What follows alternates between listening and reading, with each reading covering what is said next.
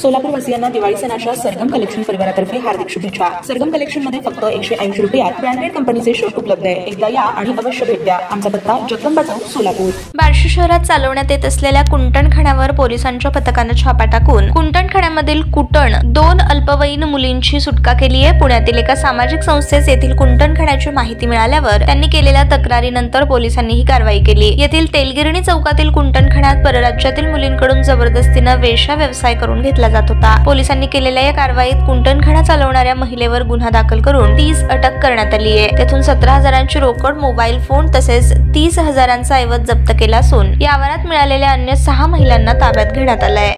रात्री जे गुन्हा दाखल झाला त्या संदर्भात काय माहिती आहे नेमकी?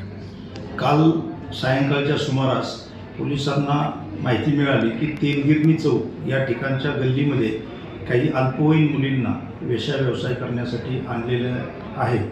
त्या ठिकाणची तशी माहिती मिळाल्यानंतर उपविभागीय पोलीस अधिकारी श्री जालिंदर नालपूल साहेब, त्याचबरोबर सोलापूर येथील AHTUची टीम, त्याचबरोबर NGOची टीम व पोलीस ठाण्याकडील DB पथकातील अधिकारी, त्याचबरोबर महिला पोलीस अंमलदार यांना सोबत घेऊन पंचासमक्ष आम्ही त्या ठिकाणी तेलगिरणी चौक या ठिकाणच्या गल्लीमध्ये जाऊन सर्च केलं असता त्या ठिकाणी 2 अल्पवयीन मुली या त्या ठिकाणी मिळून आलेल्या आहेत आणि बाकीच्या इतरही त्या ठिकाणी 6 महिला त्या ठिकाणी ज्यांची की एज कमी जास्त असतील अशा पद्धतीच्या मिळून आलेल्या आहेत। पोलिसांनी या सर्वांना त्या ठिकाणून ताब्यात घेतलं।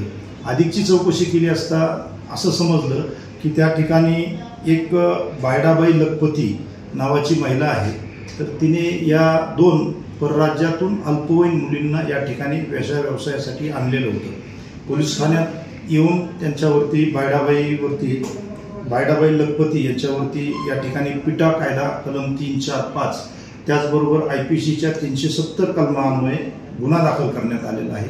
गुन्हा दाखल केल्यानंतर या ठिकाणी बायडाबाई लखपती या आरोपीला त्या गुन्ह्यामध्ये अटक देखील करण्यात आलेली आहे।